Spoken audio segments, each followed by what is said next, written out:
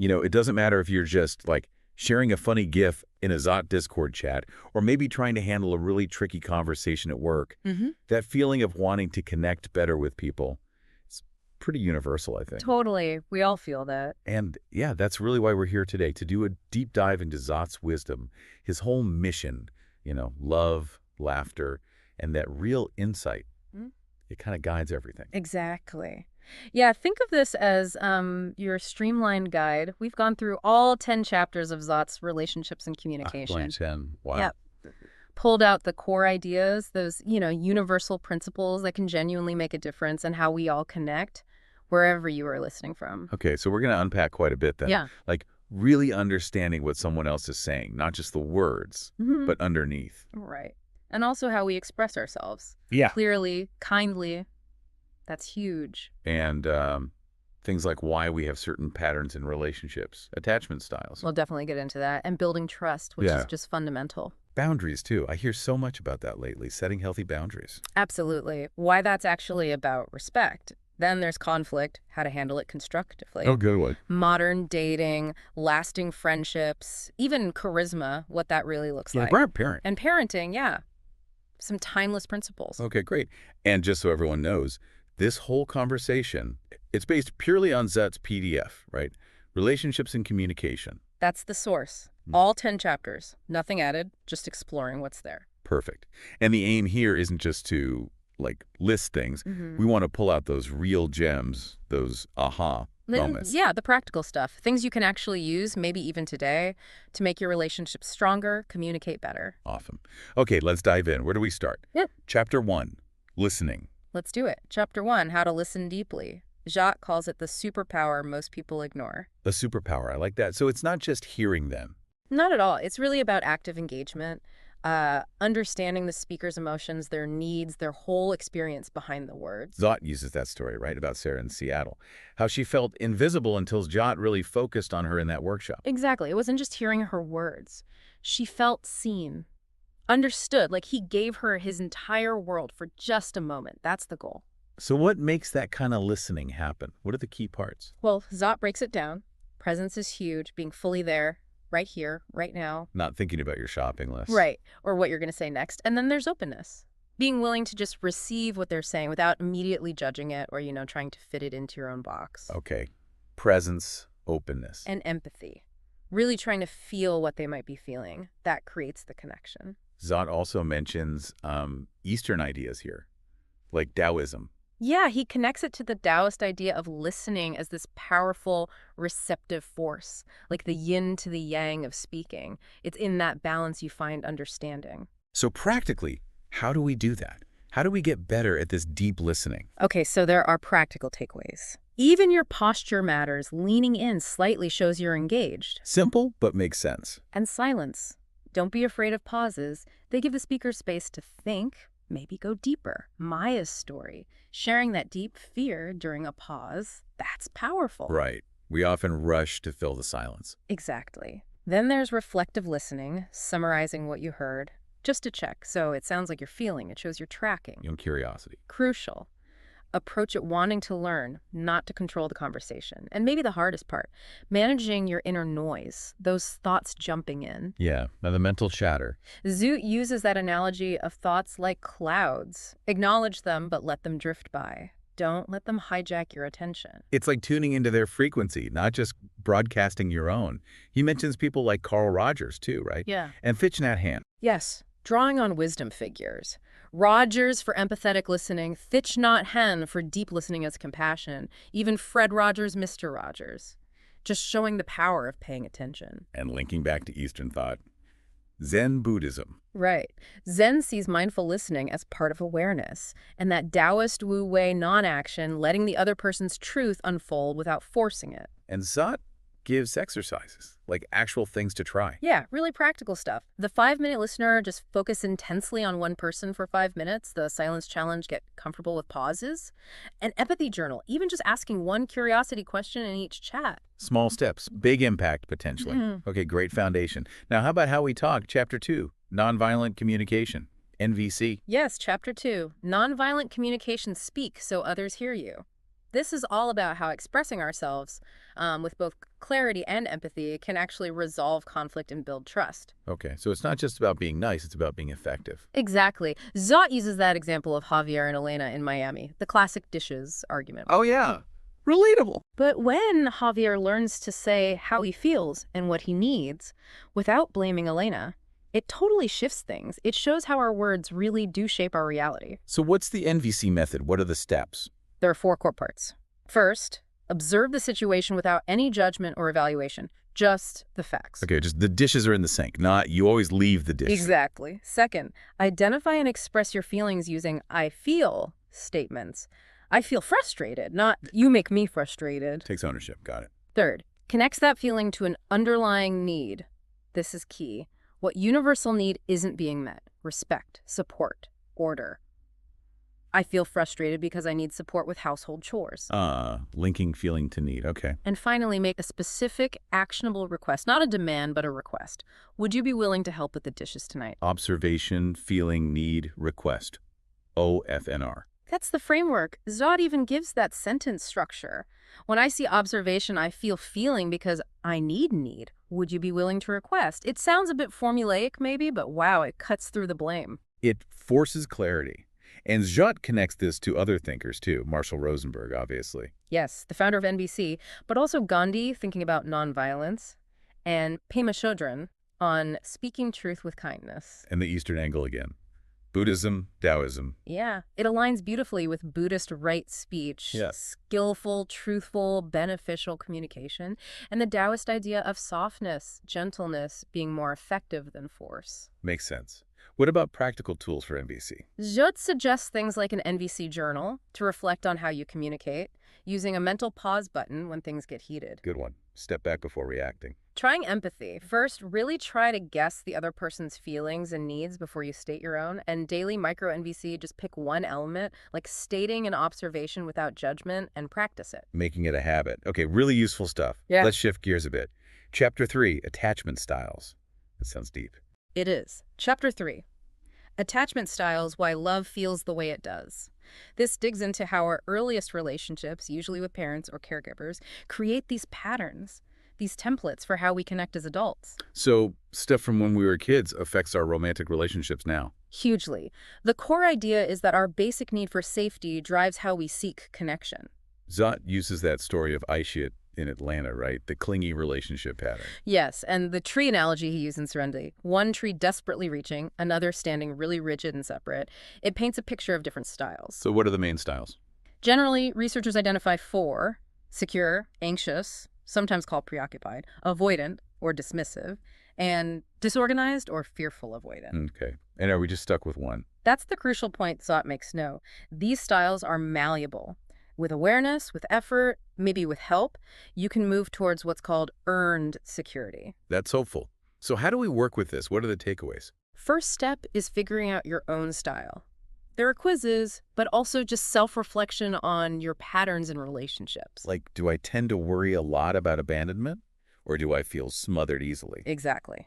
Then identify your triggers. What situations or behaviors tend to activate those old fears or patterns? Okay, awareness of style and triggers. Then what?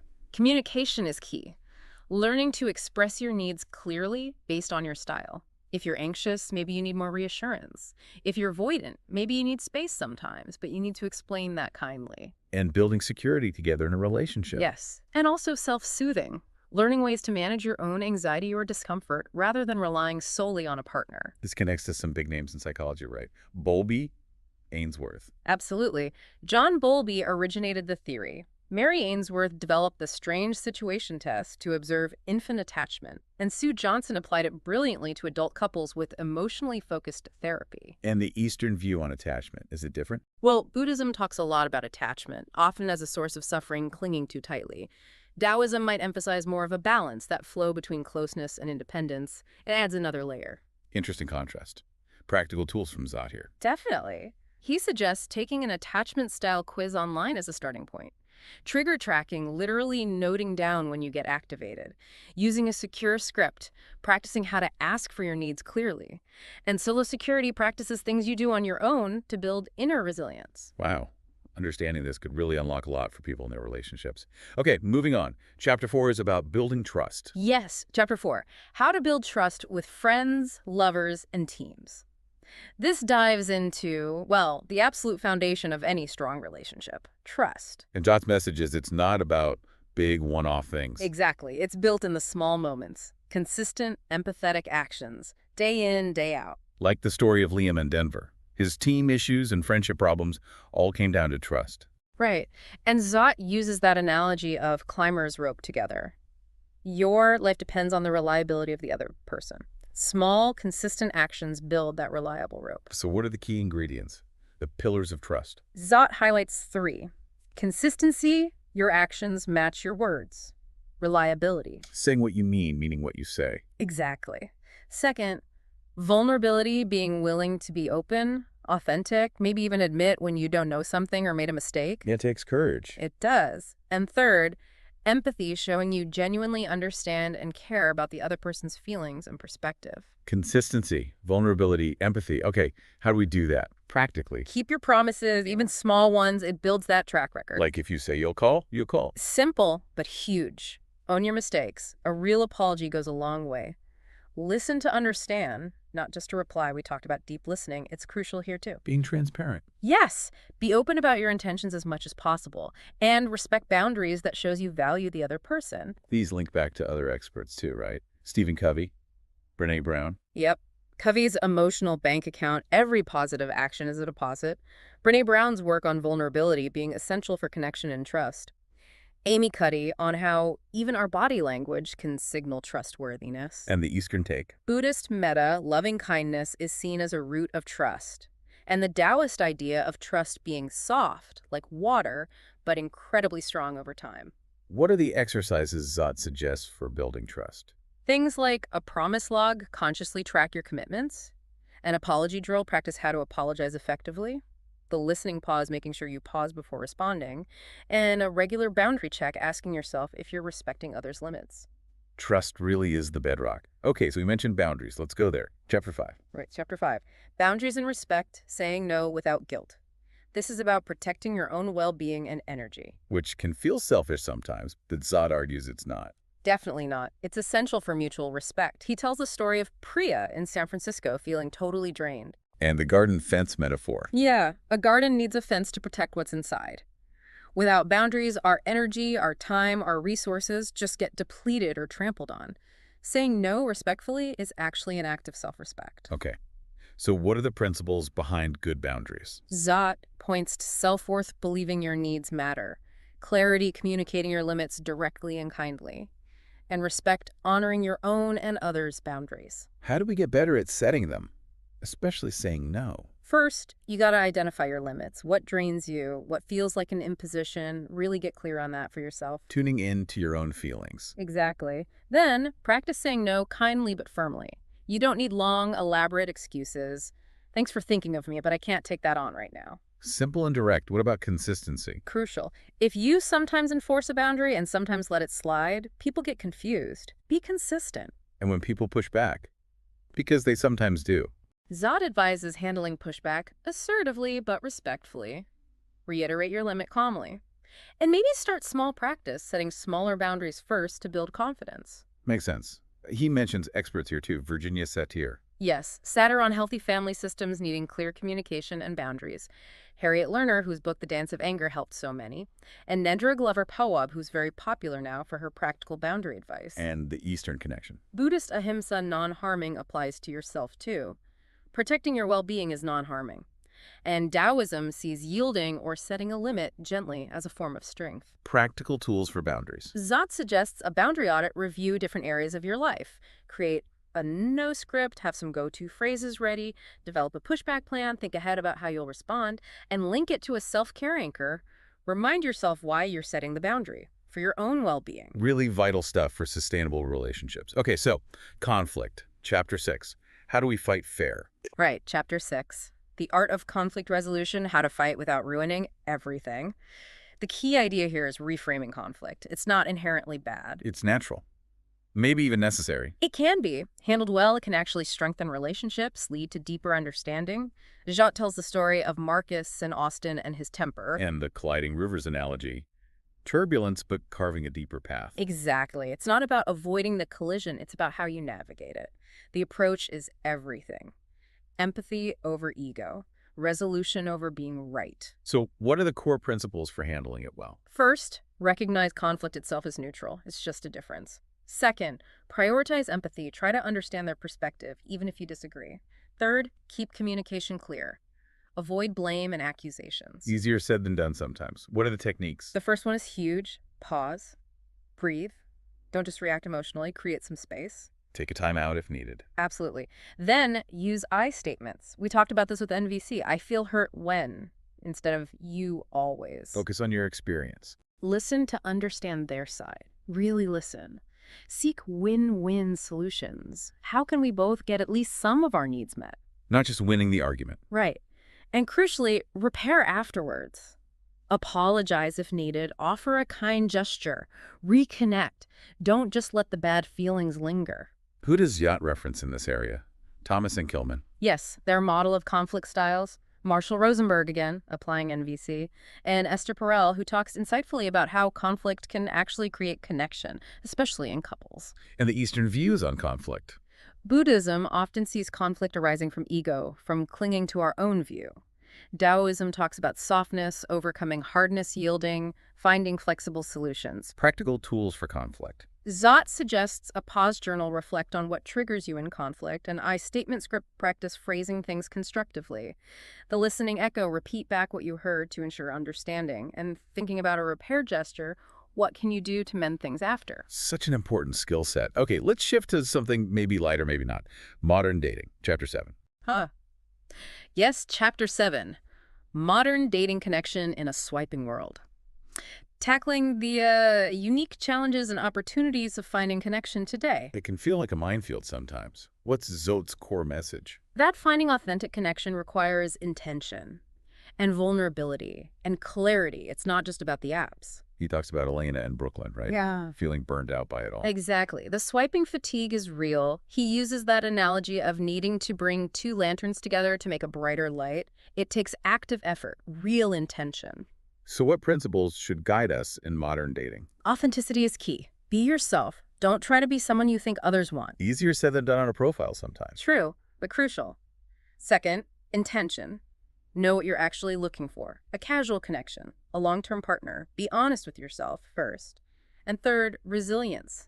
Dating involves rejection. You need to be able to bounce back. Okay, authenticity, intention, resilience. How does that translate into practical advice?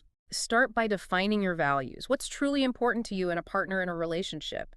Let that guide you. Filter through your values. Craft an authentic profile. Use pictures and words that really reflect you. Communicate clearly and early on about your intentions. Avoids confusion later. Don't ghost people. Please don't. Pace the connection. Let things unfold naturally. Don't rush intimacy. And learn to handle rejection gracefully. It's usually not about you personally. Who are the experts Zhot mentions here? Helen Fisher. Yes, Helen Fisher on the brain chemistry of love, Esther Perel again on desire and intimacy, and Logan Uri, who uses behavioral science for dating advice, really practical stuff. And the Eastern angle on dating. Buddhist metta loving kindness applies to how you treat yourself and others, even when facing rejection. And Taoism suggests ease and authenticity. Don't force it. Let connection flow naturally. Tools for modern daters. Zhot suggests creating a values list. Doing a profile tweak to make it more authentic. Using a clarity question early on, what are you hoping to find, maybe? Yeah. And having a rejection reset ritual, something kind you do for yourself after a disappointment. Really helpful for navigating that world. Yeah. Okay, let's talk about another kind of relationship. Friendship. Chapter 8. Yes, Chapter 8. The psychology of friendship building relationships that last. This explores those vital connections that aren't romantic or familial, but so important. Yeah, the core message is they don't just happen automatically.